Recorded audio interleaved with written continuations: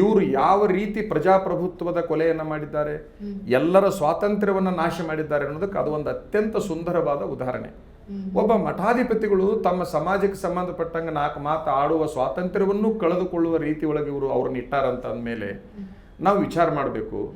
ಎಲ್ಲ ಸ್ವಾಮಿಗಳು ಮಾನ ಮರ್ಯಾದೆಗೆ ಅಂಜಿಕೊಂಡು ಏನಾಗುತ್ತೋ ಏನೋ ಅನ್ನುವಂಥ ಭಯದೊಳಗೆ ಅವ್ರು ಹೇಳಿದರು, ನನಗೆ ಬಂದು 8 ಜನ ಬಂದರು, ಇದನ್ನು ಓದಬೇಕಂದ್ರು, ಓದಲಿಲ್ಲ ಅಂದ್ರು ನೋಡಂದ್ರು, ಹಾಗಾಗಿ ನಾನು ಅದನ್ನು ಓದಿದ್ದೇನೆ, ಆ ಹೇಳಿಕೆಯನ್ನು ಹಿಂಪಡೆಯುತ್ತಿದ್ದೇನೆ ಅನ್ನುವಂಥ ಮತ್ತೊಂದು ಹೇಳಿಕೆಯನ್ನು ಅವರು ಕೊಟ್ಟರು. ಅಂದರೆ ಇವತ್ತು ನೋಡ್ರಿ ಅವ್ರು ಏನು ಮಾಡಕತ್ತಿದ್ದಾರೆ ಅಂದರೆ ಬೇರೆ ಬೇರೆ ಸ್ವಾಮಿಗಳ ಕಡೆಗೆ ಹೋಗೋದು, ಅವ್ರ ಕಡೆಯಿಂದ ನನ್ನ ವಿರುದ್ಧ ಹೇಳಿಕೆಗಳನ್ನು ಕೊಡಿಸೋದು.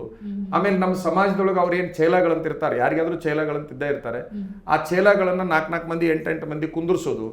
ದಿಂಗಾಲೇಶ್ವರ ಹಾಗೆ ಹೀಗೆ. ನಾನು ಹೊರಟಿದ್ದು ಸಮಾಜದ ಹಿತಕ್ಕಾಗಿ, ನೊಂದವರ ಹಿತಕ್ಕಾಗಿ, ಅವರು ಪರವಾಗಿ ಹೇಳಿಕೆ ಕೊಡ್ತಕ್ಕಂಥವ್ರು ಜೋಶಿಯವರ ಹಿತಕ್ಕಾಗಿ. ವ್ಯತ್ಯಾಸ ಇಲ್ಲೇನಿದೆ ಅಂತಂದ್ರೆ, ನಾನು ಸರ್ವಜನರ ಹಿತಕ್ಕಾಗಿ ಬಡ್ದಾಡ್ತಾ ಇದ್ದೀನಿ. ಆ ಜೋಶಿಯವರ ಚೇಲಾ ಸ್ವಾಮಿಗಳು ಮತ್ತು ಭಯಕ್ಕೊಳಗಾದ ಸ್ವಾಮಿಗಳು, ಕೆಲವು ಜನಗಳು ಅವರು ತಮ್ಮ ನಾಯಕನ ಅಸ್ತಿತ್ವಕ್ಕಾಗಿ ಅವರು ಬಡ್ದಾಡ್ತಾ ಇದ್ದಾರೆ. ಇರು ವ್ಯತ್ಯಾಸ ಇಷ್ಟೇ. ಈ ವಾತಾವರಣವನ್ನು ರಾಜಕಾರಣಿಗಳು ಬಿಂಬಿಸಬಾರದು.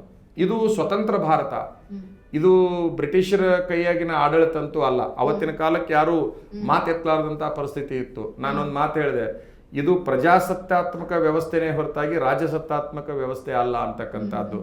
ಪ್ರಜಾಸತ್ತಾತ್ಮಕ ವ್ಯವಸ್ಥೆಯಲ್ಲಿ ರಾಜಸತ್ತಾತ್ಮಕ ವ್ಯವಸ್ಥೆಯನ್ನು ಜೋಶಿಯವರು ಆ ವಾತಾವರಣವನ್ನು ಆ ನಾಡಿನೊಳಗೆ ಸೃಷ್ಟಿ ಮಾಡಿದ್ದಾರೆ.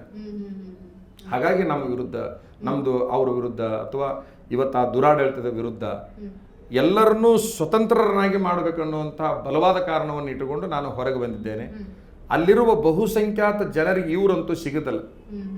ಇವತ್ತೊಂದು ಮಗು ಶೌರ್ಯ ಪ್ರಶಸ್ತಿ ಅಂತೇನೋ ಪ್ರಧಾನಮಂತ್ರಿಗಳಿಂದ, ಅದು ಹೆಣ್ಣು ಹುಡುಗಿ, 18 ವರ್ಷದ ಒಳಗಡೆ ಮಗು, ಅದು ಪ್ರಧಾನಮಂತ್ರಿಗಳ ಕಡೆಯಿಂದ ಶೌರ್ಯ ಪ್ರಶಸ್ತಿಯನ್ನು ಪಡೆದು ಬಂದಿರುವಂಥ ನಮ್ಮ ಹುಬ್ಬಳ್ಳಿಯ ಪ್ರತಿಭೆ.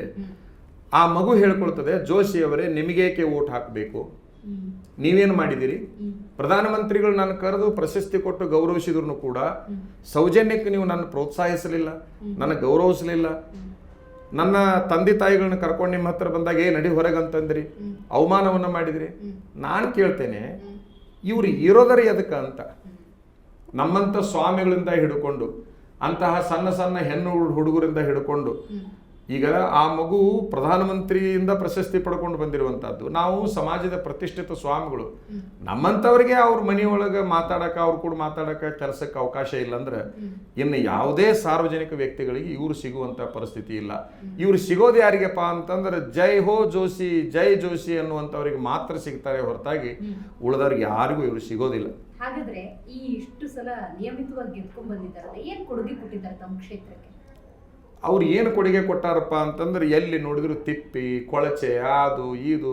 ಇವತ್ತು ನೀವು ಅಲ್ಲಿ KMCಗೆ ಹೋಗಿ ನೋಡಿಬಿಟ್ರೆ ಅಲ್ಲಿ ಎಂಥ ವಾತಾವರಣ ಇದೆ ಗೊತ್ತಾಗುತ್ತೆ.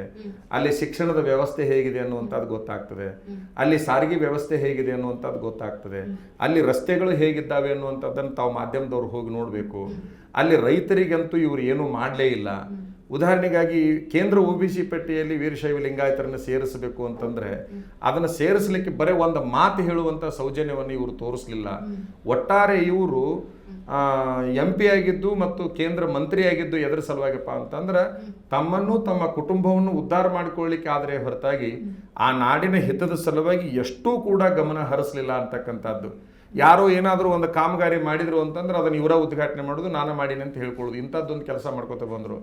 ಅವರು ಮಾಡಿದ ಅಭಿವೃದ್ಧಿ ಕೆಲಸಗಳು ನನಗೆ ಕಂಡಿದ್ದು ಅಂತಂದ್ರೆ ಯಾಕೆ ಕಡೆ ನೋಡಿದ್ರು ಅವ್ರ ಫೋಟೋ ಕಂಡಿರಬೇಕು ಅಂತ ಫ್ಲೆಕ್ಸ್ಗಳನ್ನು ಮಾತ್ರ ಹಾಕ್ಸಿದ್ದು ನಾನು ನೋಡಿದ್ದೀನಿ.